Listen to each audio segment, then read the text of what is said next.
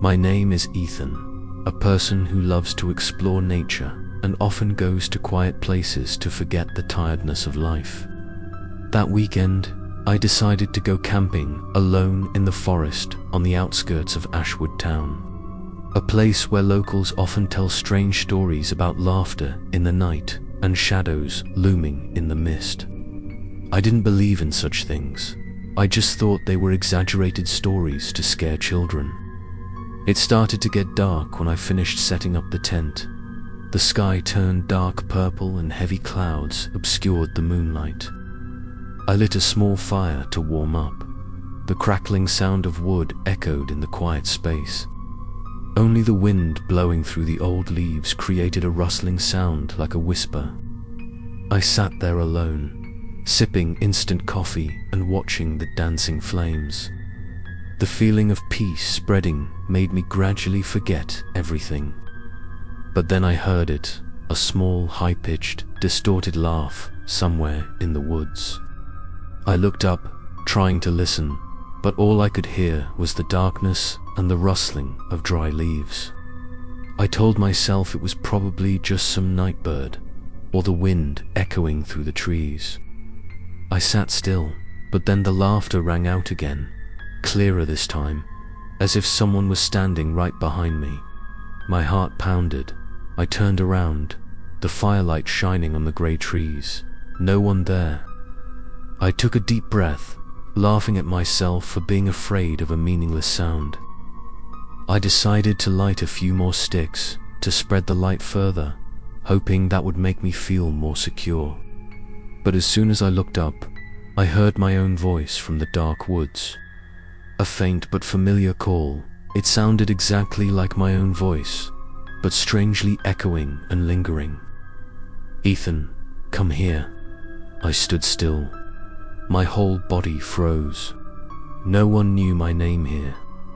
I was sure no one was with me. I wondered if I had misheard, but the voice called again, closer this time, clearer, and with a cold tone that sent shivers down my spine. "Ethan, come here." It sounded like a copy of myself was hiding somewhere among the black trees. I stepped back, the firelight reflecting in my eyes, every sense alert. I tried to shout to block out the fear, but my voice trembled. Who was there? Who was teasing me? And then the voice answered, the same tone, the same breath, but the words were different. "You know, Ethan," I almost dropped the flashlight when I heard it. The way it said it, my voice, but not mine. It was as if someone was mimicking me perfectly, except that the sound was distorted, drawn out, as if coming from the mouth of something not used to being human. I shone the flashlight into the forest in front of me. The light swept through the tree trunks, the bushes and the thick fog. Nothing. But when I turned around, the light swept over something between the tree trunks, a silhouette standing still. Slim, face turned away, hair down, body trembling slightly. Before I could realize it, the silhouette disappeared, melting into the fog. I ran into the tent, zipped it up, sat still, tried to listen.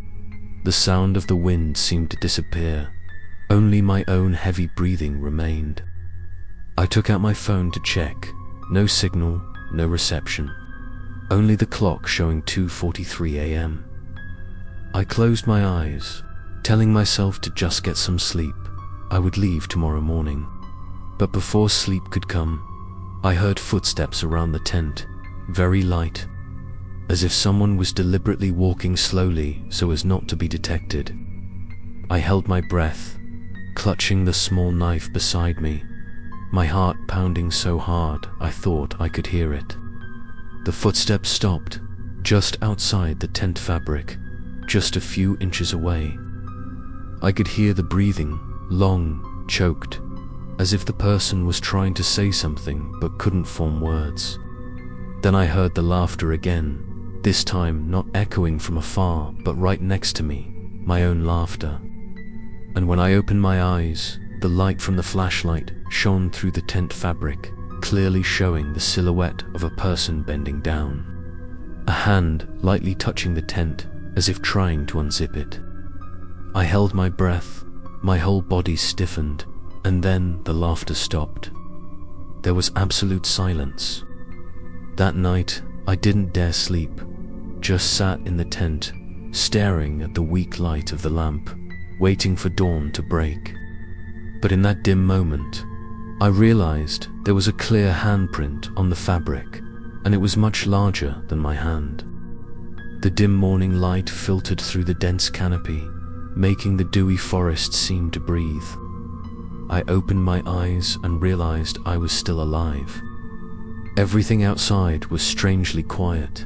No birdsong, no leaves falling, just a silence that made the air feel frozen. I gently pulled the tent zipper and stepped out, the fog so thick I could only see a few meters in front of me. The large handprint on the canvas was still there, damp and cold. I placed my hand on it. It was almost twice the size of my own. I swallowed, my heart pounding, feeling like someone was still around, watching my every move. I packed quickly, trying to stay calm, but feeling uneasy. However, when I stepped out of the clearing to find my way back to the trail, I realized I couldn't find my way back. The trees seemed to have shifted in the night, or maybe my mind was confused after a sleepless night. I turned on the compass. The needle still worked, but it didn't match my memory. I decided to follow the rising sun, thinking I would soon find a way out. I walked a few hundred meters when I heard footsteps behind me, light and steady, as if someone was following me. I stopped, listened, and the footsteps stopped. I continued walking, and the sound came again. My heart felt like it was about to jump out of my chest. I turned around, shining the flashlight into the fog, but saw no one. I shouted desperately, "Is anyone there? Please answer me." And then from afar, the same sentence. My voice, repeated exactly like a copy. "Is anyone there? Please answer me." I backed away, almost dropping the flashlight. I clearly felt that the thing was imitating me. Not only the voice, but the emotion, the panic in the voice was the same. I started running, trying to escape the sound, but the forest seemed endless, just trees and fog. I ran until my knees hit the ground, my breath ragged, and then I saw something that made my blood run cold. In the fog, there was a figure standing still, its back turned, the same shape as me, the same jacket I was wearing, the same muddy shoes. I stood still, not daring to move. I thought it was a hallucination from lack of sleep, but then the figure turned round. My face, perfect in every detail, except for one thing. The eyes were empty, black as a pit, and the crooked smile stretched from ear to ear. It said nothing, just looked at me and slowly raised its hand, signaling me to be quiet. I backed away, my heart pounding so hard I felt like I was about to faint. It took a step towards me, then another, until it was only a few meters away. I held the knife in my hand, not knowing what for, just as a reflex to protect myself. As I was about to scream, it opened its mouth, and I heard my own voice come out of it, cold and hollow. "Ethan, don't be afraid. I just want to go home." I didn't understand which home, who it was, but before I could react, the figure dissolved into the mist as if it had never existed.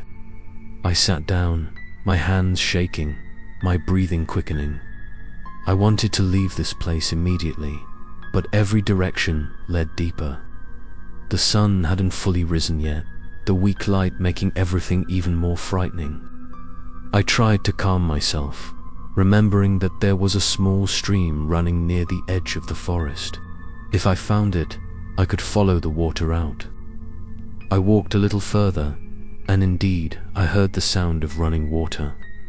But at the same time, I also heard laughter, my laughter echoing from the stream. Each time I got closer, the sound became clearer, as if inviting. I reached the stream, the water clear and cold, reflecting my face in the mist. But in that image, my face didn't move. It was still looking at me, its mouth turned up, and I saw something crawl out from behind my reflection.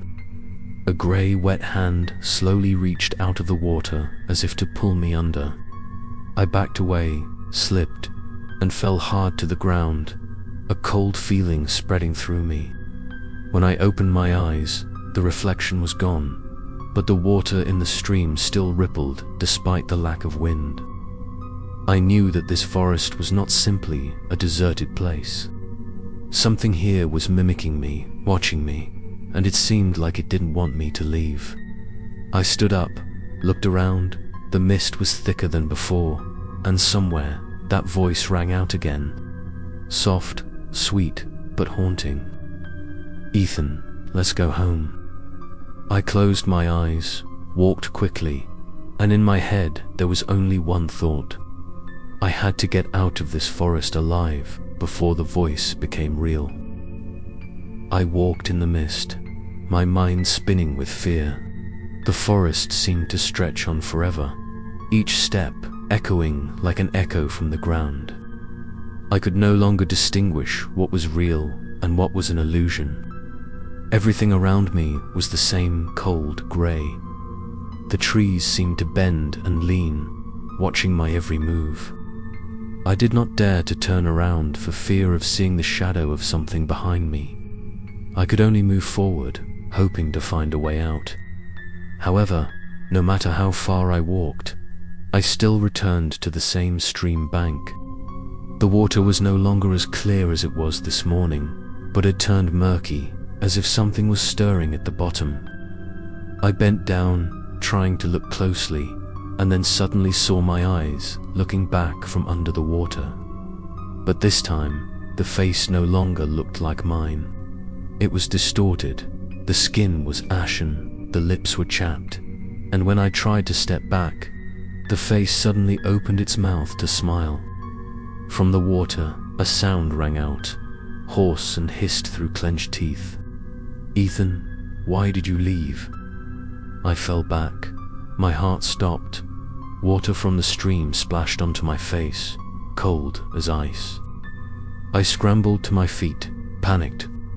But the most terrifying thing was that the water was still rippling, as if something was rising. I looked around. The fog was thick. The wind blew through the tree branches, making a horrible screeching sound. I decided to leave everything behind and run in the opposite direction, not caring where the compass pointed anymore. I just wanted to get away from this place. But after running a few hundred meters, I heard something strange, a murmur as if someone was talking. I held my breath, hid behind a tree, and saw a flickering light not far away. I slowly walked closer and saw an old shack. The roof collapsed, the door blown open by the wind. Inside, something was glowing faintly. I hesitated, but then curiosity and desperation won. I stepped inside. The musty, cold smell made my skin crawl. Inside the tent was a rotten wooden table with an old oil lamp burning on it.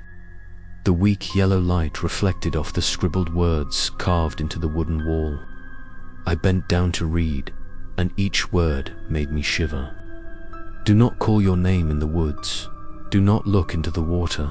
And if you hear yourself, run." I backed away, my heart pounding. Someone had known about this before, perhaps someone who had been here before. I turned to leave when I saw something covered in dust, like a cloth bag, in the corner of the tent.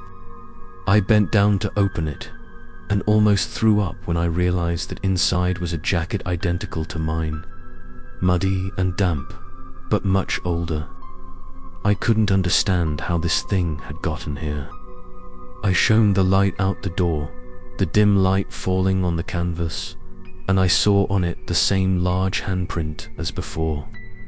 I gripped the knife, fear rising, and I knew I was no longer alone. Suddenly, the oil lamp went out, and darkness fell.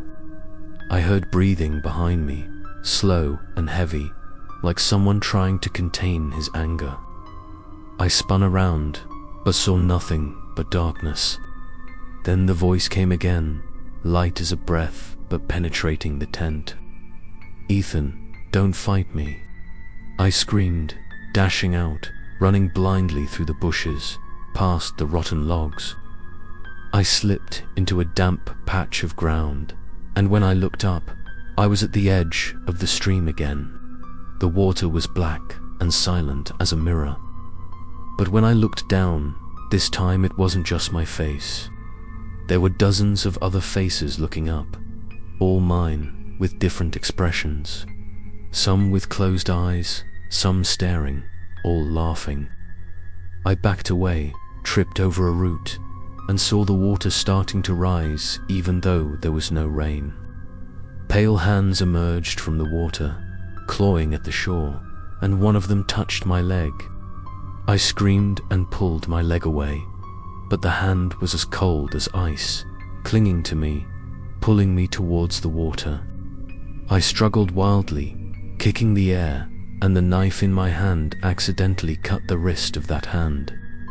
There was a hissing sound, and it disappeared into the boiling water. I rolled on the ground, gasping for breath, my whole body shaking. I knew that I was in a real nightmare, and this forest did not want me to leave. From afar, I heard that laughter again, not just one voice this time, but dozens, all of them my own, echoing in the night, laughing endlessly. I knew that if I stayed here another night, I would never be able to return. I ran through the forest, my heart pounding, my breath ragged, my body torn between fear and fatigue. The darkness gradually swallowed all the light, leaving only the ash grey of the mist. I stopped by a large tree, leaned against the trunk, trying to calm down and catch my breath. In the quiet space, my heartbeat echoed like a drum. I took out my phone again. The screen flickered weakly, showing only 6:12 a.m., but the sky was still as dark as night. I felt like the sun had been swallowed by this forest. When I stood up, intending to continue, the laughter rang out again, but this time, it was no longer far away but right next to my ear. That laughter was exactly mine, every breath, every pitch, every vibration. So similar that I could feel its heat on the back of my neck. I turned around, but behind me was empty, only mist and trees. Then the footsteps began, not one, but several, moving around me, steady, dry. I shone my flashlight around, the light sweeping through the mossy trees, and I saw them. Several figures exactly like me, the same body shape, the same face, standing silently among the trees, staring at me with empty eyes. One of them started to grin, then they all laughed, the sound like a chorus of hell, distorted and creepy. I backed away, raising my knife as if to defend myself, but one of them stepped forward, slowly, step by step, eyes never leaving me. It opened its mouth to speak, my voice ringing from its lips, but it was cold. "You can't leave, Ethan. This is where you belong." I screamed, dashing past them, running like crazy toward what I thought was the exit. But no matter where I ran, the forest remained the same, the trees unchanged. The foliage still tangled overhead, blocking any escape. I stopped, panting, tears mixing with sweat. I looked around and saw a giant old tree standing in the middle of the clearing, its trunk carved with strange symbols identical to the inscription on the hut I had seen. I stepped closer, my palm touching the cold wood, and as soon as I touched it, a numb feeling ran through my body. The image in my head suddenly became chaotic. I saw myself standing in the middle of a group of people in tattered clothes, all with my face. They were digging a large hole in the middle of the forest, and in that hole was a body, also me. I backed away, screaming, and when I opened my eyes, everything was gone. I turned to look, saw on the tree trunk a new inscription appeared, as if it had been written with something still wet. "If you see this, it will be too late." I trembled and backed away. Then, from a distance, a voice rang out, weak but clear. "Ethan, stop." I turned my head and saw a man appear in the mist. A thin figure, a haggard face, dirty clothes, as if he had been here for a long time. He looked at me with eyes that were both pity and fear. "Don't look at them. Don't listen to your voice." He spoke quickly, his voice trembling. I asked, "Who are you? What is happening here?" He shook his head, whispered, "This forest has been haunted for hundreds of years. Those who hear their own voice will be trapped by it. Their souls will be separated, becoming part of this forest." I didn't believe it, but in my heart I knew he wasn't lying. He moved closer, handed me an old piece of cloth, painted with strange symbols. "Follow this direction when the sun sets. Only when the last light is gone can you leave. Don't listen to any voice, not even yours," he said and turned away, disappearing into the mist as if he had never existed. I looked back at the cloth, my hands shaking, trying to remember what he had told me. It was getting dark, the last light filtering through the trees, but I could still hear that laugh, my laugh echoing around me. I knew I was coming to a decision point, to leave, or become one of the things laughing in the dark forever. The sun was slowly sinking below the horizon, the last rays of light piercing the mist, creating pale yellow streaks as faint as the breath of a dying person. I looked at the old cloth in my hand, the symbols drawn in blood-red ink, now shining with a strange light. I remembered what the man in the mist had said, that I could only leave when the light was completely extinguished. I didn't know why, but my intuition told me that if I didn't do it, I would never escape. I stood in the middle of the clearing, took a deep breath, and looked around. The forest was eerily silent. There were no more birds, no more wind, only my heartbeat echoing in my head. I began to walk in the direction the symbols pointed, each step cautious, each step making my heart beat faster. The mist was so thick that I couldn't see my hands, and then, in the mist, I heard breathing. At first it was faint, then it gradually became clearer, as if someone was walking right behind me. I stopped, held my breath, and heard the footsteps stop. I walked on, the footsteps echoed again. I turned quickly, turned on the flashlight, and the light fell on a pale face, standing just a few steps away from me. It was mine, but its skin was wrinkled, its eyes were sunken, and its lips were purple. It didn't move, just stood there looking at me, its lips trembling slightly, as if it wanted to say something. I backed away, then ran. My twisted laughter echoed through the forest. My own laughter, one after another like a demonic choir.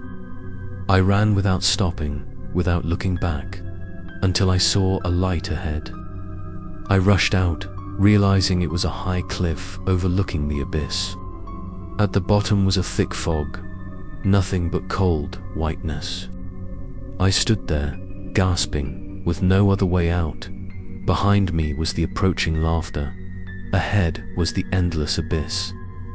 I heard voices echoing from everywhere, my voice, dozens of different me's. "Jump, Ethan, jump, you'll be free." I shook my head, tears welling in my eyes. I knew it wasn't my real voice, but it seeped into my mind like a command. I was surrounded by dozens of figures, all of them me, faces twisted, smiles stretching from ear to ear, eyes without pupils.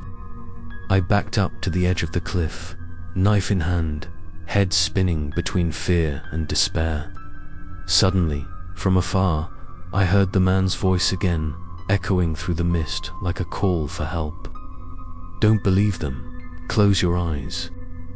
I closed my eyes, covering my ears, trying to block out the laughter, block out the call. I felt the ground shake beneath my feet. Then a strong wind blew past, knocking me off balance.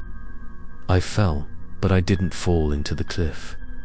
When I opened my eyes, I found myself standing in the middle of an old path. Pale moonlight filtering through the trees, and the laughter was gone.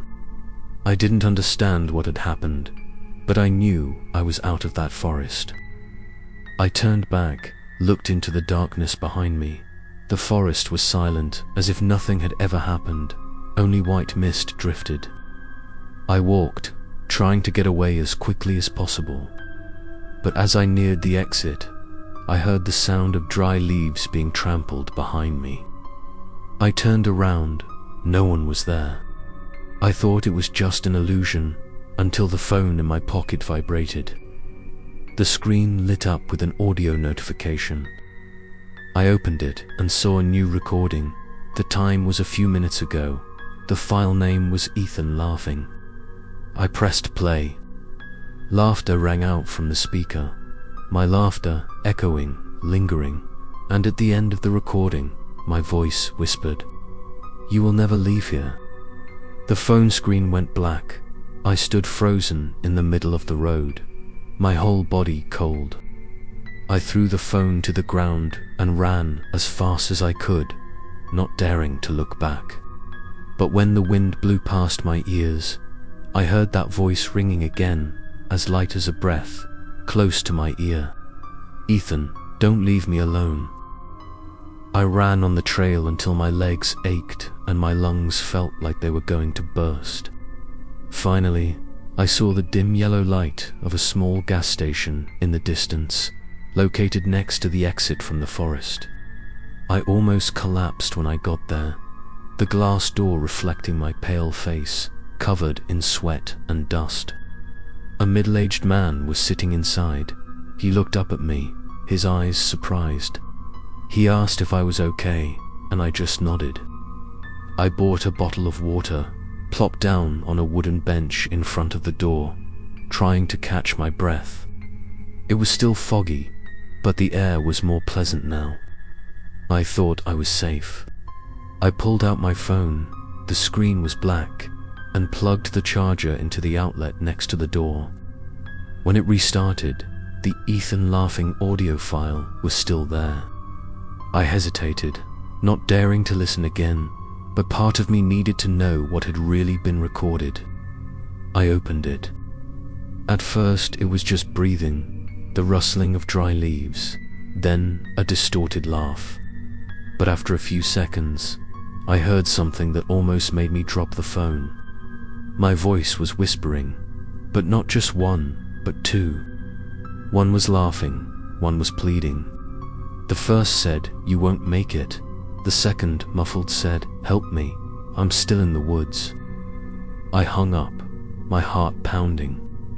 I looked around, the dim light making everything seem dreamy. The man at the gas station was smoking, looking at me strangely. He asked me if I was lost in the woods, his voice trembling slightly, as if afraid to hear the answer. I said yes, and he was silent for a long time. Then he said, "Many years ago, someone had gotten lost in those woods, and even when they came back, they weren't themselves anymore." He told me I should leave as soon as possible. I nodded, thanked him, and got in the car. As I drove away, I looked back in the rearview mirror and saw him still standing there, watching the cigarette smoke swirling around him like mist. I ran all the way, until I got out of the forest area. It was already bright. I got home, but a strange feeling surrounded me. My house was the same, everything was familiar, but somehow I felt like something was wrong. When I entered the bedroom, my phone vibrated. An automatic recording notification popped up. The file name was Ethan Home. I stood still, looked at the screen, then tremblingly opened it. This time, the sound started with the sound of my door opening, footsteps, and my voice clearly saying that I was home. But I had never said that, had never picked up the phone when I entered. I looked around, my heart pounding. In the empty room, I heard footsteps from downstairs. I took the knife in my backpack and walked lightly down the stairs. The living room was dark. Only a weak light came in from the window. The footsteps stopped. I took a deep breath, approached, and then heard my own laughter coming from behind the sofa. I raised my knife and stepped forward, but there was no one behind the chair. The phone in my hand fell to the floor, emitting a strange echo. From the speaker, my voice rang out, a second voice, soft and slow. "I told you not to leave the forest." I stepped back, my whole body shaking, cold sweat soaking the back of my shirt. The door slammed shut, the wind whistling through the crack like a whisper. I tried to open it but couldn't. The light flickered and then went out, leaving me in the dark. I heard breathing right next to me, a soft laugh, then a familiar voice close to my ear. "Ethan, you're really home now." I screamed, rushed out of the room, but the darkness seemed to swallow me. When I opened my eyes, I found myself standing in the middle of the forest, on the bank of the old stream. The water was black, and dozens of faces looked up from the water. One of them opened his mouth and spoke, my voice echoing in the air. "Don't try to escape, we are one now." I fell to my knees, screaming in despair, the scream mixed with laughter spreading throughout the forest. The forest woke up again.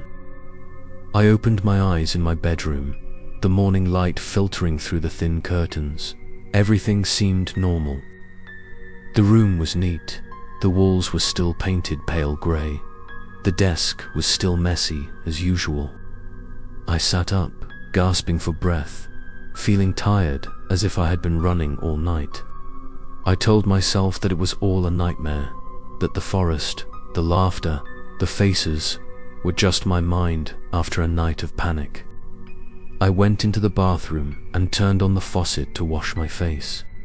The cold water woke me up, but when I looked up at the mirror, I saw something that made my heart stop. The face in the mirror did not move with me. I stepped back, but the image in the mirror remained still, its eyes staring straight at me. I screamed, covering my eyes, but when I looked again, the image was gone. The mirror only reflected my tired, haggard face. I tried to calm myself, telling myself that I was too nervous. I made coffee, turned on the kitchen light, but the air in the house was strangely heavy, as if all sound had been swallowed. I turned on the radio to hear voices, but the signal was static, only static and occasionally a very soft, distant laugh. I turned it off immediately, sweat beading on my forehead. I needed to get out of the house, to feel the real light. I drove to town. The streets were the same, but there were very few people. I stopped at a familiar cafe. The waitress looked at me strangely, as if I were a stranger. She asked me if I was feeling better, but before I could ask again, she whispered, "I haven't been here in 3 weeks." I was stunned. 3 weeks? How could this be? I remembered I had only left the woods yesterday. I asked what day it was. She replied with a slight tremor. Today was June 14th. I trembled looking at the phone. It was indeed that day. But my memory only stopped at May 23rd. I returned home, my heart filled with confusion.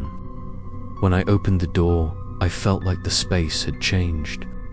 Everything was still in the same place, but something was wrong. The air was colder, the light was dimmer, and in the living room, the large mirror reflected a figure standing right behind me.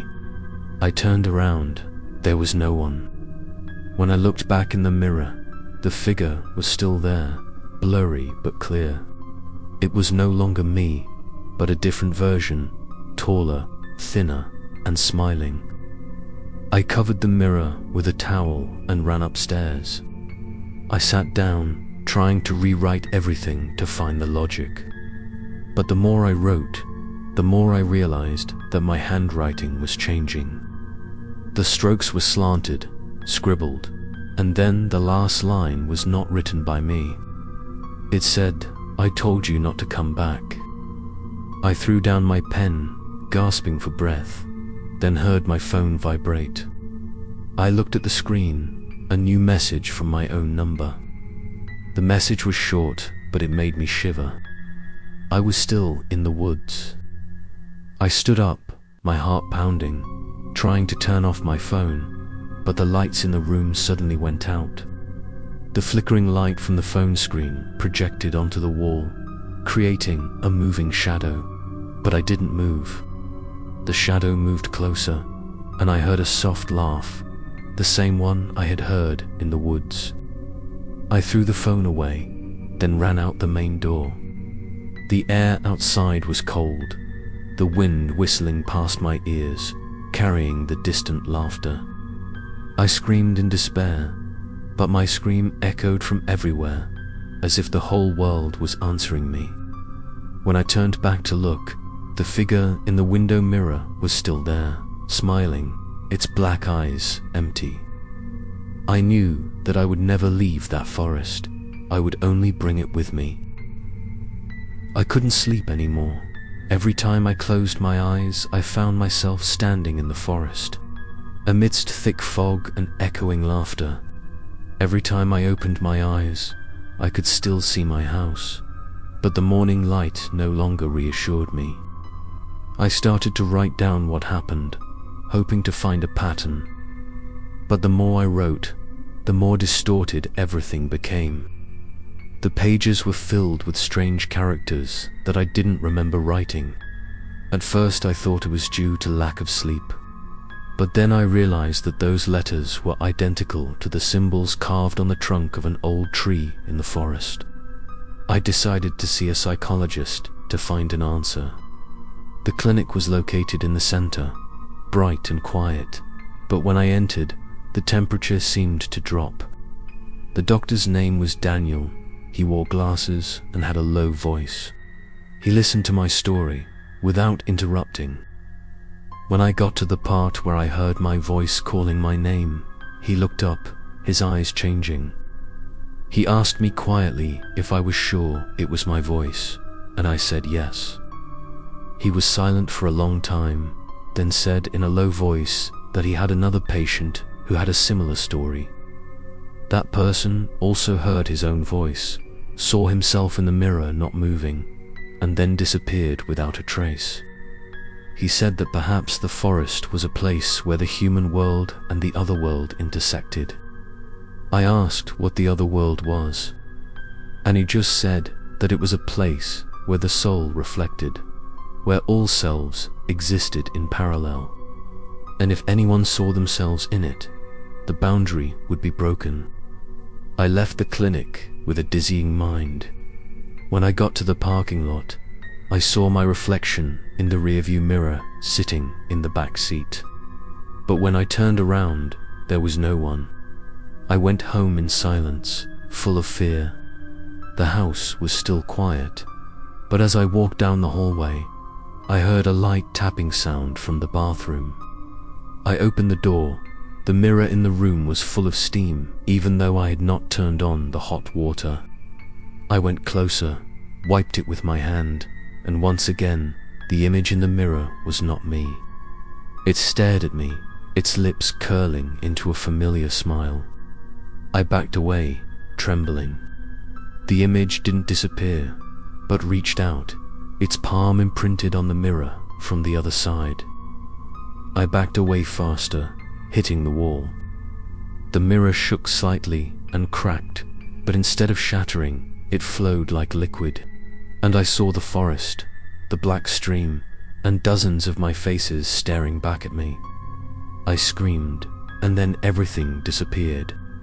The mirror returned to normal, leaving only a long crack running along the glass. I collapsed on the floor, breathing heavily. That night, I dreamed that I was standing in front of the house, and through the window, I saw my double sitting in the living room, staring straight out and laughing. As I walked closer, the double came closer, and I realized that its face had changed.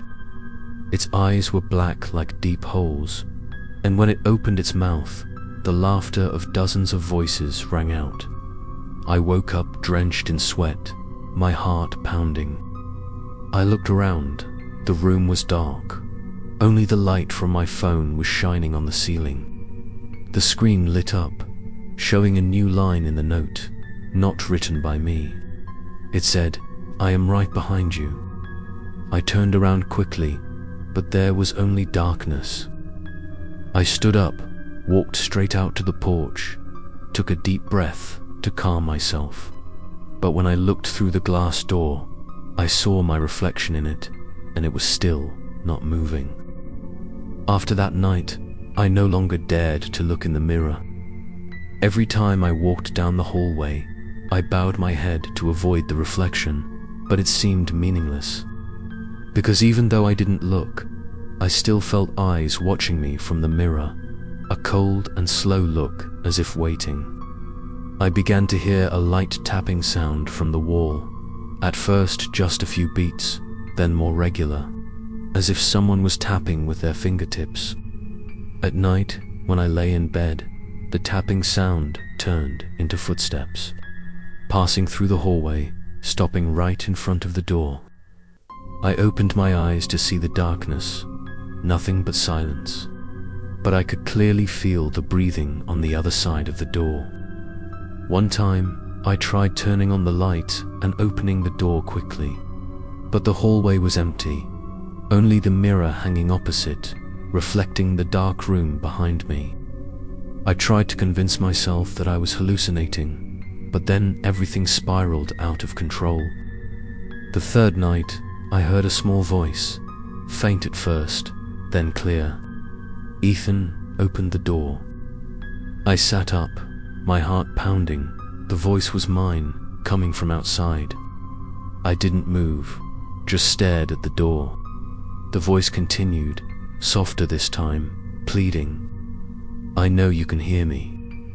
Open the door, it's just me." I held the blanket tight, trying not to answer, remembering the man in the woods warning never to answer a call. But then the voice changed, hoarse, drawn out, hissing. "If you don't open, I'll come in." I jumped up, ran to the door, locked it, and backed away. The pounding was loud, 1 pound at a time, shaking the door. I yelled for it to go away, and the pounding stopped, replaced by laughter, my own laughter, echoing around the room. I gathered my courage and walked out of the room, knife in hand. The house was quiet, but with every step I took, I heard a rhythmic tapping sound inside the walls, as if someone were crawling inside. I went down to the living room, where the large mirror was still covered with a cloth. I hesitated, then slowly pulled it down. The mirror was opaque, but after a few seconds, I saw a figure standing behind me in the mirror. I turned around, but there was no one. When I looked again, the figure in the mirror was still there, standing still and watching me, but it was closer now. I threw the cloth back on and ran upstairs. I wanted to call someone, but the phone had no signal. I tried to open the window to call for help, but outside was no longer the neighborhood, but the forest. Thick fog and the wind whistling through the leaves. I backed away, my heart pounding. I knew I was in the house, but somehow the boundary between the real world and the forest had disappeared. The house had become part of it. I heard the tapping again, this time from everywhere, from all sides, on the ceiling, under the floor. Then everything stopped. Laughter rang out right next to my ear. I turned around in surprise. No one was there. I gasped, then felt a cold wind coming from the crack in the wall, and from there, a pale hand slowly crawled out. I screamed, stepped back. The hand withdrew, leaving a trace of dried blood on the wall. I knew I couldn't stay here anymore. I ran to the main door, turned the handle. The door opened, but outside was the forest. The sky was pitch black. Laughter echoed everywhere. I turned back, but behind me was no house, only tall, dense trees and fog. I screamed in despair, but my screams did not come out, but echoed from all directions. From the fog, dozens of figures appeared, all with my face, approaching each step slowly, their laughter mingling like a melody of madness. I backed away, stumbled to the ground, tears streaming from fear. When I looked up, one of them was standing in front of me, bowed his head, and spoke in my voice.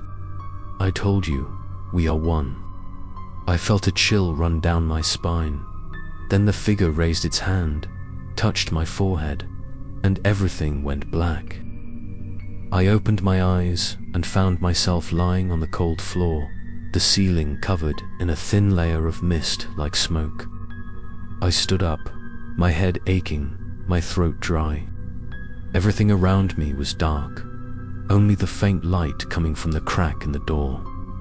I tried calling my name, but the sound was distorted and echoed back half a beat slower, as if the house was answering. I walked out of the room. The hallway was unusually long. The doors on both sides kept moving slightly, as if breathing. I opened a door, thinking I would get out, but inside was my own living room.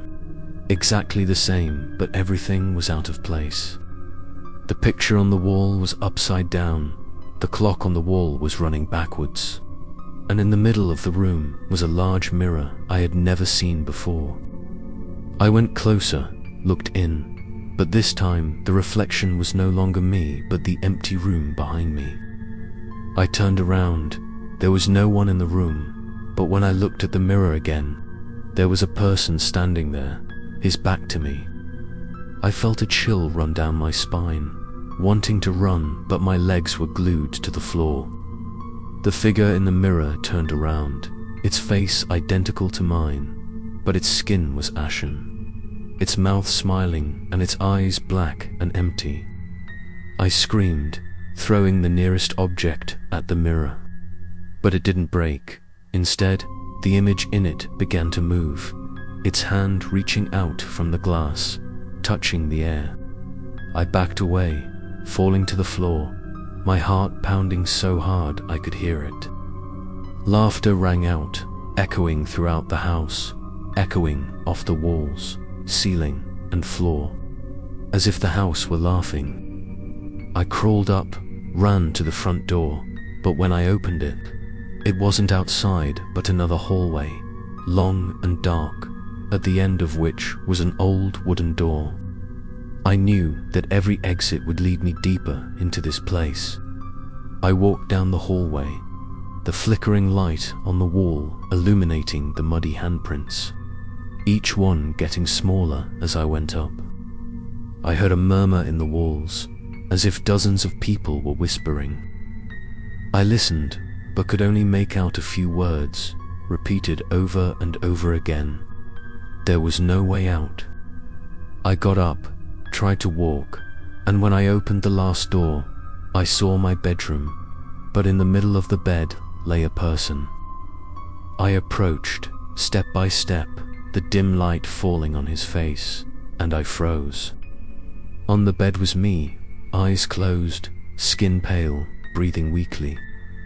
I stepped back, not understanding what was happening. Then the person on the bed opened his eyes, looked straight at me, lips moving slightly. "You never leave here." I screamed, ran out of the room, but when I turned back, the hallway had disappeared, replaced by a solid wall. I pounded on the wall, desperate, when I heard footsteps approaching. Slow, steady, heavy footsteps, getting closer with each step. I held my breath, looked around, but saw no one. Then a long crack opened up in the ceiling. Dust fell on my face, and black eyes appeared between the cracks. I fell to the floor, crawling backwards as the ceiling collapsed. Dozens of pale hands reached out, reaching towards me. I screamed, stood up and ran straight to the nearest door, and this time, I found myself in the middle of the forest again. But there was no wind, no mist, only absolute silence. Before me was my house, small, distorted, the windows like empty eye sockets. I realized that the house was not a shelter, but an extension of the forest, and I was the one who opened the door to let it into this world. I stepped back, and in the darkness between the trees, dozens of figures exactly like me stood watching, their eyes glowing like embers. One of them stepped forward, smiling familiarly. My voice echoed, tired but certain. "It is time for you to stay." I felt the ground beneath me soften like mud, and then everything collapsed, swallowing me. In the last moment, I heard the whisper of the wind, the laughter, and my echo merging into a single sound. I realized I was no longer Ethan, but the echo of the forest, forever echoing in that house. When I opened my eyes, everything was a pale grey. I had no sense of body, just a blurry shape floating in the cold air. There was no sound of wind, no insects or footsteps, just a long, suffocating silence. I tried to scream, but no sound came out, as if the sound had been swallowed. I looked around, no longer seeing the house, only the black tree trunks reaching up like arms. I realized I was there, in the middle of the forest, where it all began. I walked, or rather drifted, through the mist. Every time I touched a tree trunk, I heard a faint sound, like someone whispering my name. "Ethan, Ethan, Ethan." The call was long, echoing from all directions. I didn't know how much time had passed, maybe minutes, maybe years. Time didn't exist here. Then, in the distance, I saw a dim light. I approached and saw a small lake. The surface of the water was calm, reflecting the starless sky. I bent down to look, and saw dozens of faces in it, all mine, but no longer smiling. They looked up, their eyes empty, sad and desperate. I wanted to leave, but the water began to move, ripples spreading, and a voice rang out, low and distant. "You're back." I stepped back, looked around, and saw silhouettes emerging from the mist. They approached, their faces blurred, but I recognized some of them. They were people who had disappeared, people I had read about in the news many years ago. They didn't speak, just looked at me with empty eyes. One of them stepped forward, opened his mouth, and his hoarse voice rang out. "No one leaves this place. We are the echoes of the forest." I stepped back, but behind me someone was approaching too. I was surrounded. The laughter began, not loud, but in my head. I covered my ears, but the sound did not disappear. It was in my mind, as if I were laughing with them. I knelt, desperate, and for the first time I understood. This forest does not kill, it holds them, makes them a part of itself. Every laugh, every echo on the wind is the sound of trapped souls. I looked up, and for a moment, I saw my reflection standing not far away. It was no longer me. Its face was pale, its eyes deep, and its voice was soft. "You ran too long, Ethan. Now rest." I screamed, but the scream was mixed with laughter. The trees around me began to move, their trunks bending, twisting as if alive. Roots emerged from the ground, crawling around me, tightening around my shadowy body. I felt myself being pulled down, sinking slowly into the earth. Everything went dark, and all I could hear was my own breathing and the wind.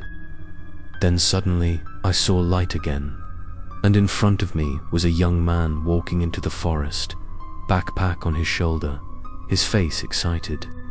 I wanted to shout to warn him, but I couldn't. A voice in the wind rang out, my voice, faint and distant. "Don't go in there." He stopped, looked around, and then continued walking. I heard the forest's laughter, my own laughter, mixed with hundreds of others.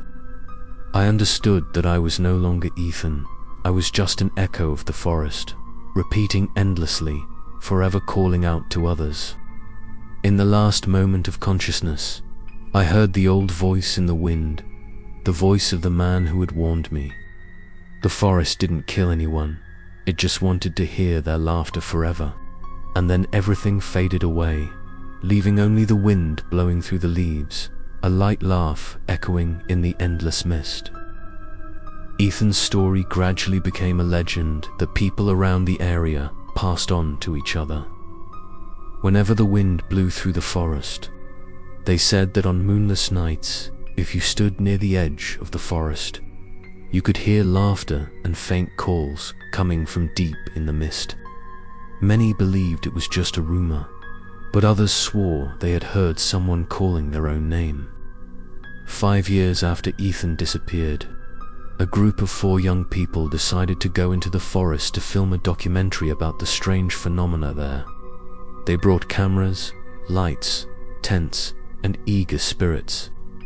The leader was Lucas, an amateur cameraman, accompanied by his girlfriend Sarah and 2 other friends, Ryan and Chloe. They arrived in the afternoon, when the sunlight was still weak through the thick foliage.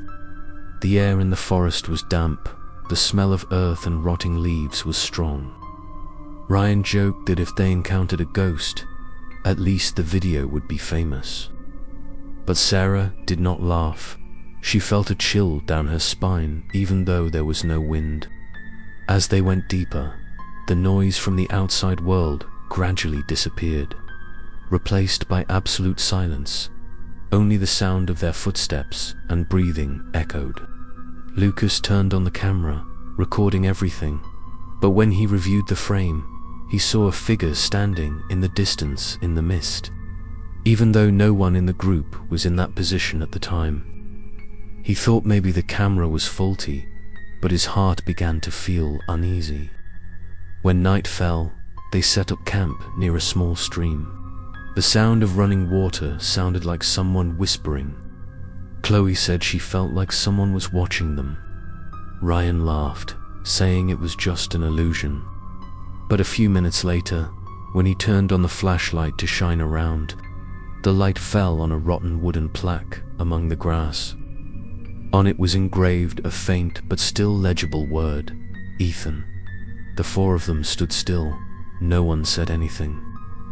Sarah trembled and asked who put it there, but no one could answer. Night fell faster than they expected. Fog began to cover the camp. The flashlight flickered. They sat around the fire, trying to talk to break the tension, but when Ryan told a joke, his laughter echoed exactly from somewhere behind. The group fell silent. Lucas held the camera, pointed out into the darkness, but saw only fog. The laughter rang out again, closer this time, and then the sound of the wind blowing through the leaves, like a small voice calling, "Sarah." She turned, her face pale. The voice was hers, calling her name in the night. She burst into tears, saying she didn't want to be here anymore, but Lucas reassured her, saying it would be morning soon. When the clock struck 3 in the morning, the tent lights went out. Footsteps echoed around the camp, slow, steady. Ryan shouted for someone, but no one answered. The camera was still on, recording the soft laughter, then someone speaking in Ryan's voice, weak and drawn out. "I'm so cold." Ryan was startled, turned around, saw a figure standing in the mist that looked exactly like him. The light shining on its face, blank, no eyes, no mouth. He screamed, ran, but when he reached the stream, he slipped. The water reflected his image, but the figure smiled, eyes black as coal. Lucas and Sarah ran after him, only to see Ryan kneeling on the ground, his hand shaking as he pointed at the water. Chloe stood behind them, panting, then looked into the camera lens. In the frame, there were dozens of figures standing in the middle of the forest, all with faces like Ethan. They didn't speak, just looked, and when Sarah screamed, the image on the camera flickered, then went out.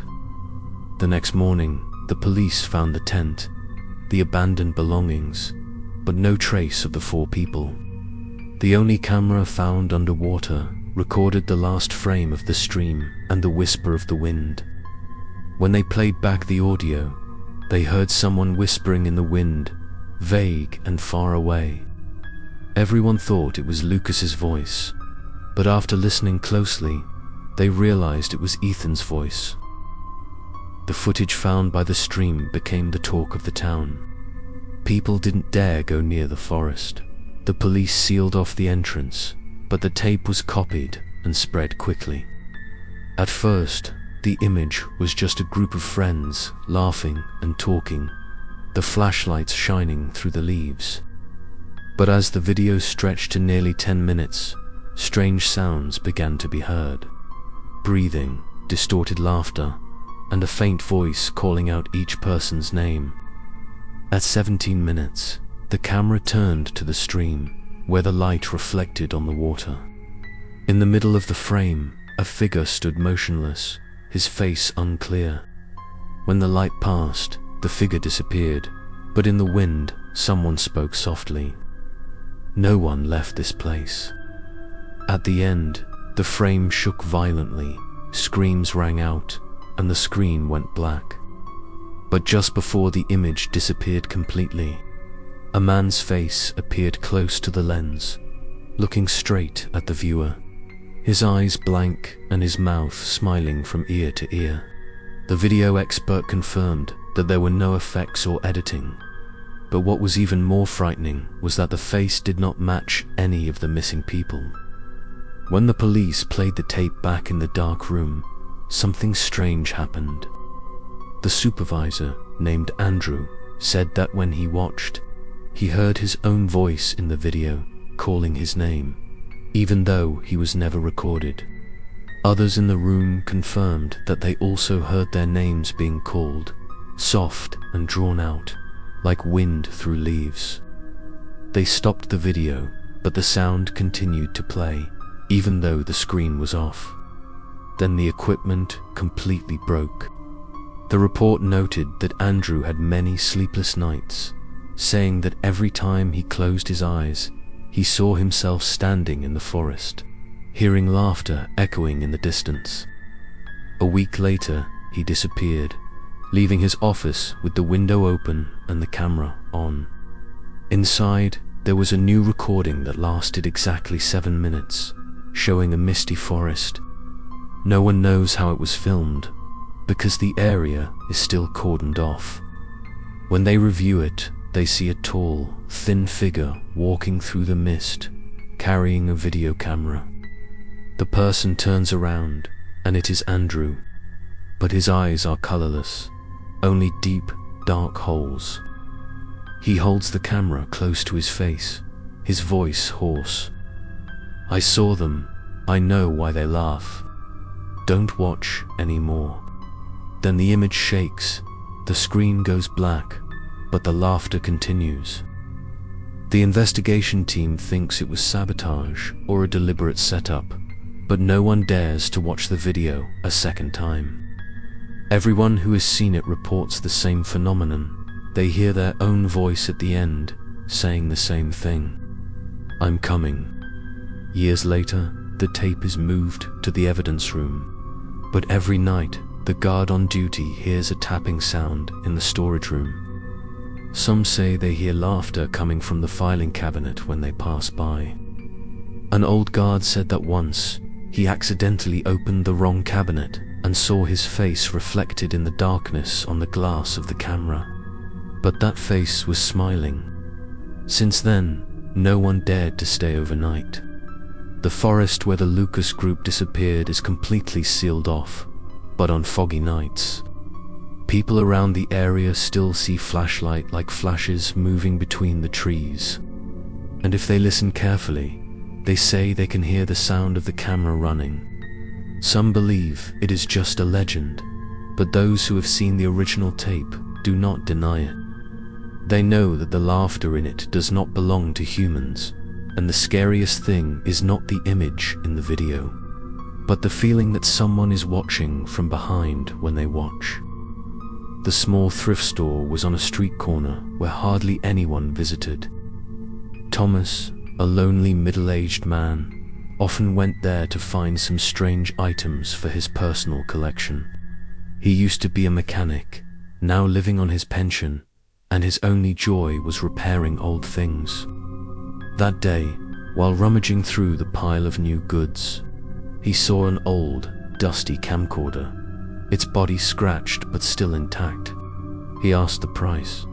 The shopkeeper just shook his head and said it was sold by a stranger of unknown origin, and advised him not to turn it on because someone had said there was still an old tape inside. Thomas laughed, thinking it was just a trick to scare customers. He took it home, cleaned every detail, and put it on the table.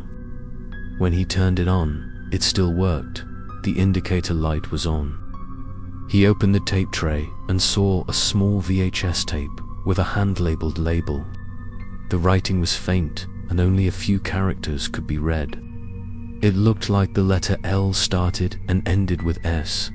He decided to plug the camcorder into the old monitor to check. The image was blurry, just darkness and wind, mixed with the static. He turned the knob, and the image gradually became clearer. The screen showed a foggy forest, the flashlight flickering through the trees. A distant voice sounded like someone laughing. Thomas tilted his head, the sound familiar, but he couldn't remember where he had heard it. He was about to turn it off when the laughter turned to a call. "Thomas." He froze, his heart pounding, his hands shaking. It couldn't be. No one knew his name. The tape was clearly decades old. He turned around to look around the room, only the wind blowing through the cracks in the window. The call repeated, louder, longer, heavier. Thomas turned round. He looked at the screen, saw the image pan across the forest, then stopped in front of a wooden tablet with a faint engraving, E.Han. When he tried to read, the screen shook violently, the image distorted. The wind became a whisper, mixed with the sound of approaching footsteps. He quickly turned off the camera, his heart pounding, but the whispering continued even after the cord was unplugged. Thomas tried to calm himself, telling himself it was just a hallucination from exhaustion. He went to sleep, but that night, he dreamed that he was walking in the dark woods, flashlight in hand and the wind whistling in his ears. In the middle of the woods, someone stood with his back to him, tall and thin. The person slowly turned around, his face blank, only a wide smile. When he woke up, sweat soaked his shirt. The clock read 3:17 a.m. The same time the first call on the tape had sounded. He looked to the corner of the room, where the camera was still, but the power indicator light was dim. Thomas moved closer, his hands shaking. The small screen on the camera flickered, and he saw his face reflected in it. but the face was not flashing with the light, but looking straight at him. Startled, he stepped back, tripping over in a chair and falling to the floor. The camera made a small buzzing sound, then turned back on. The image that appeared was no longer the forest, but his room, the camera angle set to the current position. On the screen, Thomas saw himself standing there, his back turned. He did not dare to move, his eyes glued to the image. In the video, he slowly turned his head, and the face in it had a faint smile, deep black eyes. The voice from the speaker rang out, hoarse and long. "You have watched too long. Now it is your turn." The lights in the house flickered continuously. The screen shook violently, then turned off. Thomas ran out of the room, opened the door, but outside was no longer the familiar neighborhood. Before his eyes was the misty forest. The cold wind whipped at his face. Laughter echoed everywhere. He turned his head, but the house disappeared. On the ground, the camera lay still, the lens still open, pointing towards the forest. The next morning, the owner of the second-hand shop found Thomas's door wide open, the room empty. Only the camera was running. On the screen, there was the shadow of a man walking deep into the forest. A small voice rang out, "Don't turn it off, he's still here." It had been raining all afternoon, the heavy raindrops hitting the tin roof with a steady pattering sound, making the small shop even more gloomy. The owner of the second-hand shop, Mr. Harris, was sorting through his things when the delivery man knocked on the door. He signed for it, looked at the small mud-covered cardboard box with no return address, only his own name as the recipient. He opened it, and inside was the old camcorder he clearly remembered selling to Thomas just over a week ago. It was covered in damp dust, but what made him shiver was that it was still running. The battery indicator was flashing, the lens was open, and the camera was facing the door. There was also a smudged piece of paper in the box. The ink writing had been blurred by water. Only a few words could be read. "Don't look." Mr. Harris put the camera on the counter, looked out at the pouring rain. The musty smell and cold air from the cardboard box made him shiver. He told himself not to be curious, but then the low hum of the machine started. The worry of the tape seemed to be inviting him. He took out a towel and turned on the small screen on the camera. The first image that appeared was Thomas's face, blurry eyes wide open, lips moving slightly. Behind him was a foggy forest, the wind blowing hard and laughter echoing. Harris frowned, trying to turn the volume knob to hear more clearly, and the laughter gradually mixed with the sound of rain outside the door, sounding all around. Thomas in the video gasped, his voice trembling as he said that something was watching him. Then the image shook violently. The camera fell to the ground, the angle tilted, and in the middle of the frame, Harris clearly saw the bare feet of a person approaching. He was startled and turned off the camera, but the laughter still rang in his ears. He looked out. It was still raining, but he felt like someone was standing outside the window in the white rain. He approached, wiped the mist away, but saw nothing but the wet shadows of trees. When he turned back, the camera was on again. No one had touched it, but the lens was slowly rotating towards him. The recording indicator was red. Harris felt his heart tighten, retreating. The crackle of the tape stopped, replaced by the sound of rain, but strangely, not real rain outside, but recorded rain, rapid and repetitive. Then a voice rang out over the rain, hoarse and drawn out, as if someone was speaking from afar. "Harris." He stopped, his heart pounding. The voice was his own, coming from the camera. He turned off the power, but it didn't.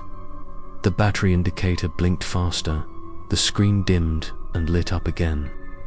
On the screen, he saw his store, framed exactly where he was, but it wasn't raining. And in the corner of the room stood a tall, thin figure, head bowed. He turned around, but there was no one. But in the video, the figure began to lift its head, its dark eyes empty and its smile wide. Harris threw the camera to the ground, but the sound of the rain in the video continued to ring, mixing with the real rain outside, forming a strange rhythm, steady and groaning. He ran to the door, but when he opened it, it was no longer a street, but a wet forest. The rain fell heavily, and the cold wind blew in his face. He turned to close the door, but the store was gone. Only the camera lay in the mud, the red light still flashing.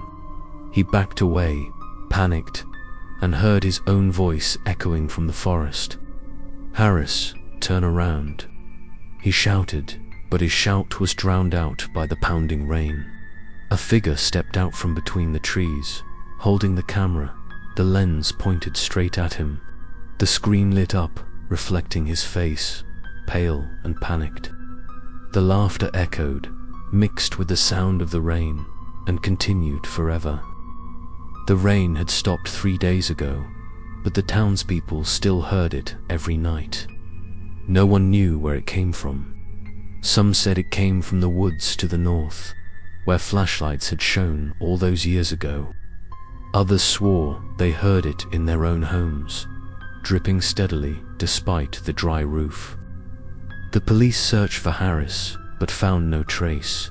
His shop was abandoned. A rain-soaked towel still on the table, and a trail of dried mud all the way to the door. A reporter named David, who specialized in writing about mysterious disappearances, came to town to investigate. He had heard about Ethan, the Lucases, Thomas, all of whom had disappeared around that woods. The story intrigued him. He went to the thrift store one sunny afternoon with no sign of rain. But when he opened the door, a musty, cold smell came out, as if from underground. Inside, dust was thick, but something glinted in the dim light between the counters. It was the camcorder. He picked it up, dusted it off, and found the battery still worked. The small screen lit up, showing a blurry image of the forest at night, the rain echoing despite the silence outside. David reached for the volume, and over the rain, he heard a faint voice. A man's voice, hoarse, speaking slowly. "If anyone hears this, leave. I'm not me anymore." He felt a chill run down his spine. The sound continued, interspersed with long silences, then footsteps, splashing, and finally a sigh. The screen flickered, then a new scene. A forest path, the camera moving, seemingly held by someone. David tried to look closely and noticed a shadowy figure in the corner of the frame, his face unclear.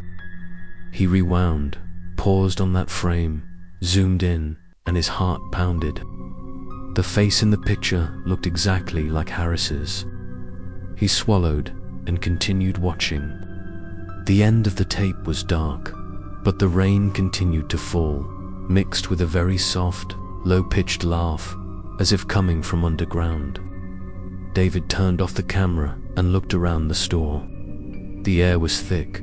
The windows were covered in steam, even though it was clear outside.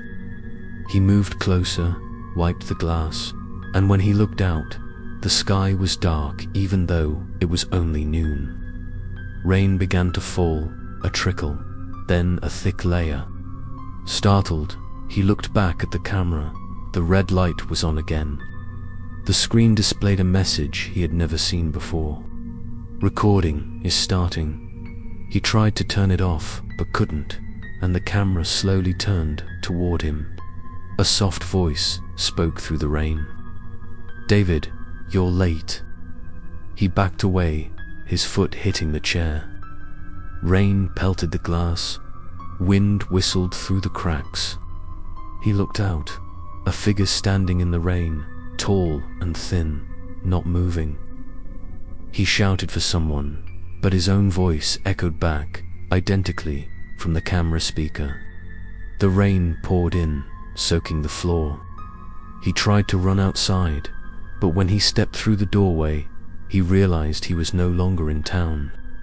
Before him was the familiar forest, misty and wet. The rain was still falling, relentless. He turned, and the store was gone. Only the camera in his hand remained, the screen showing his panicked face. Then the voice spoke one last time, the sound mixed with the rain. No one left. They only carried the rain. Then the image faded.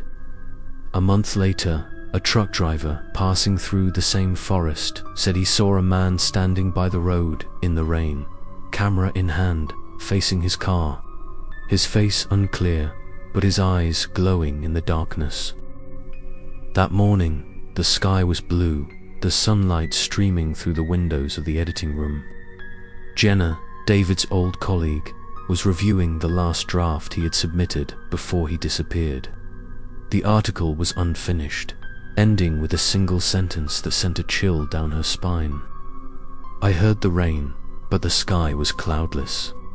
She was about to save it when the landline rang, its monotonous sound echoing through the room.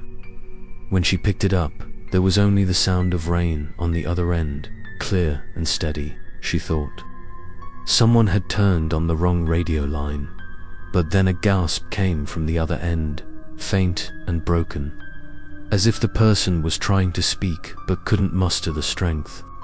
She asked who was calling, but there was no answer. After a few seconds of silence, a voice came back, weak and hoarse. Jenna. She froze, her heart pounding. The voice, though distorted, was David's. She asked where he was, but the rain drowned everything out, and the line went dead. Jenna was shaking, but she tried to convince herself it was a prank. A few hours later, however, the phone rang again. This time, she put it on speaker so her co-workers could hear. The rain was still coming from the other end, but there was something different. There was a light, rhythmic tapping sound, like someone tapping on a tree trunk. A technician recorded the sound and ran it through analysis software. The results showed that the signal was not coming from any phone lines in the city. When they traced the data, the source coordinates matched the northern woods where David had disappeared. But the area was cordoned off and there was no cell service. The next day, Jenna got another voicemail message from her own number. When she opened it, she heard the rain, then David's voice, clearer than before. "Don't come here, they're listening." She panicked and took the recording to the police. But when they opened it, the file was blank, with only a few seconds of silence. She knew she wasn't imagining it. That night, alone in her room, the phone rang again. She hadn't meant to answer, but the sound kept repeating, like rain falling just outside the window. She picked it up, and this time David's voice was closer than ever. "Jenna, don't open the window." She spun around, her heart pounding, the window still closed, but outside, a light tapping sound came, steady and slow. She moved closer, her hand shaking as she pulled back the curtains, and in the dim light she saw the raindrops streaking across the clear sky. A figure stood in the middle of the road ahead, tall and thin, motionless. The light reflected off empty black eyes. The phone fell from her hand, the screen still lit, showing call in progress. She collapsed, and when she looked up, the figure was gone. The next day, the newsroom received an anonymous package. Inside was an old phone, the screen cracked, still with battery. When it was turned on, there was only one recording. The sound of rain, then David's voice, and a gasp. "I saw them. They didn't leave. They carried the rain everywhere." At the end of the recording, there was a light knock 3 times, then a weak female voice, Jenna. The tape stopped. When they checked Jenna's old phone number, no one could reach her anymore. She had disappeared from the apartment, only the open window and rain stains on the floor, even though it was still sunny. In the days that followed, the newsroom phone continued to ring every night. When someone picked up, there was only the sound of rain, mixed with a very soft laugh, like the sound was coming from a place that didn't belong to this world. Jenna and David's old newsroom had been abandoned for more than a month. The windows were covered in dust, the signs were rusty, and old newspapers were blown away by the wind every night. But what made everyone uneasy was the phone that still rang every night, regular as a heartbeat. Starting at exactly 3 a.m., nearby residents said they sometimes heard the sound of rain falling from inside the building, even though it was dry outside. Some said they heard small voices mixed with the rain, a man's and a woman's voices intertwined, like someone whispering over a broken wire. One evening, Mark, a telephone repairman, was hired to completely shut off the power to the building. He didn't believe in ghost stories, thinking it was just an old cable that had shorted out. When he entered, the air in the building was cold and damp, as if it had just rained. Flashlights shone on the walls, and long streaks of water ran from the ceiling to the floor. But there was no hole in the roof. Mark walked to the reception desk, where the old black phone sat. Its cord was cut, but the call light was still flashing red. He touched it, cold as wet metal. Then it rang. The shrill ringing echoed through the room, startling him, causing him to drop his flashlight. He picked it up, intending to say a few words to test the connection, but there was no static on the other end, only the sound of rain, as clear as if the caller was standing in the middle of a real rainstorm. He listened, then heard a very small voice, weak and distorted. "Help me," he asked again, but all he heard was gasps, then a cut-off. When he was about to hang up, another voice came in, lower, hoarse, with a heavy tone as if it were coming from underground. "You heard the rain too, Mark." He froze, unable to understand. How did that person know his name? Then the voice continued, slowly, as if each word was crawling off the wire. "Don't look out the window." He turned around reflexively and immediately regretted it. Outside the frosted glass, in the middle of the dark street, stood a tall, thin figure, head slightly tilted. Rain dripping from his body despite the completely clear sky. Mark stepped back, his heart pounding, the phone in his hand still emitting the steady sound of rain. He started to move, slowly approaching the door. Mark threw down the phone and ran to the back of the building, but when he opened the door, in front of him was no longer the familiar alley, but a forest covered in thick fog. The sound of rain still fell, heavy, bouncing off the leaves and the ground. He screamed, but his own voice echoed from everywhere, like hundreds of voices repeating themselves. In the fog, dozens of figures appeared, all with their heads bowed, rain running down their faces, and when they looked up, he saw pale faces, black eyes like deep holes. They started to laugh, their laughter mixed with the sound of rain into a sound so terrible that he had to cover his ears. Then, in the crowd, he saw a familiar face. It was Jenna, her skin pale, her hair wet, her lips moving. "We don't die, Mark. We just become the rain," he shouted and ran through the woods. But the more he ran, the louder the rain sounded, as if it were falling right inside his head. All other sounds disappeared, leaving only the steady pounding and laughter. When he slipped and fell, his hand touched something hard. He looked down and saw the black landline phone lying in the mud, its long cable hanging from a tree branch, the end dangling. He picked it up, and his own voice rang out on the other end. "Don't answer the rain." The next day, people found the newspaper office door wide open, the floor soaked with water, and the old landline phone in the middle of the room. It rang all day, but no one dared to answer.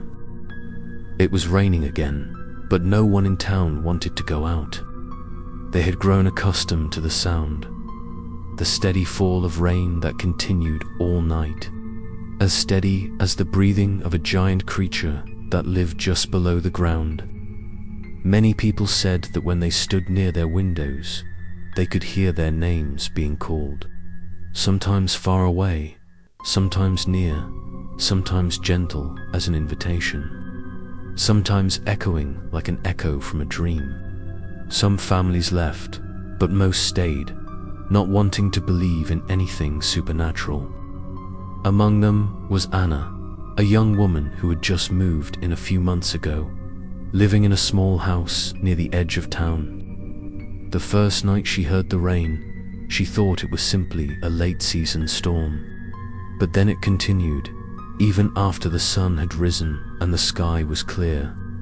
She opened the door and found the yard dry, not a drop of water, but she could still hear the rain falling right next to her. It seemed to come from somewhere, steady, echoing, rhythmic. On the third night, she heard a small voice in the noise, calling her name in a voice as light as the wind. Anna. She turned around, but there was no one. She reassured herself that she had misheard, but the call came again, this time clearer. "Anna, don't be afraid, come with us." She clenched her fists, looked out the window, and in the darkness, she saw blurry figures standing under the streetlights. Water dripped from their bodies, but it didn't rain. Each of them raised their heads, their empty eyes looking up at her window. She pulled the curtains back in panic, but the sound of falling continued, mixed with gasps and soft laughter. She took out her phone, intending to call the police, but when she turned it on, the screen only showed the words "incoming call." The caller ID was 0000. She hesitantly pressed answer, and the sound of rain came from the other end.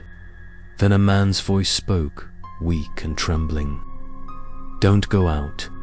She recognized it as the voice of David, the missing journalist. She stammered where he was, but her voice continued, broken. If she opened the door, she would never come back. The rain grew louder, drowning out all other sounds, and then the call ended. She threw the phone on the table, but it rang again, and at the same time there was a knock on the door. 3 knocks, slow and strong, in rhythm with the rain in her head. She shakily approached the door, asking who was outside, but there was only silence. Then from behind, a small voice sounded inside the house. "Anna, open the door." She turned, but no one was there. When she looked toward the window, water began to run from the glass to the floor, even though the sky was still dry.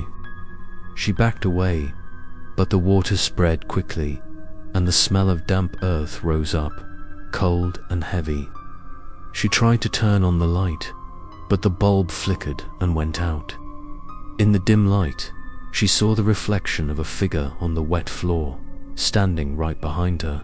She screamed, running outside. But when she opened the door, it wasn't the street that greeted her, but the familiar, misty woods and real rain. She ran, her feet slipping in the mud, her breath ragged. The sound of rain surrounded her, but there was 100 laughs in it. In the lightning, she saw faces everywhere, hidden in the mist.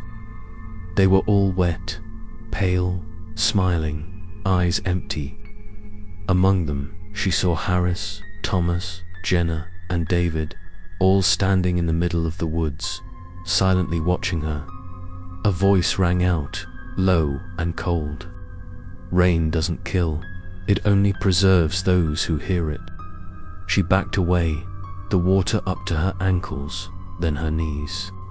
The rain poured down, thunder and lightning flashed, and she saw herself reflected in the water, her face distorted, her eyes blackened, her lips curved into a strange smile. She screamed, but the sound was lost in the rain. The next morning, the neighbors found her door wide open, empty inside, the floor wet as if it had been through a storm. The phone in her house kept ringing. The only sound on the other end was the sound of rain and a vague voice. "Anna, don't be afraid. The rain won't stop."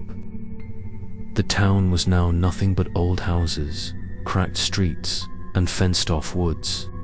They called it the rainforest because no matter the season, the sound of rain echoed through the night. No one dared mention Ethan, Harris, David, or Anna anymore.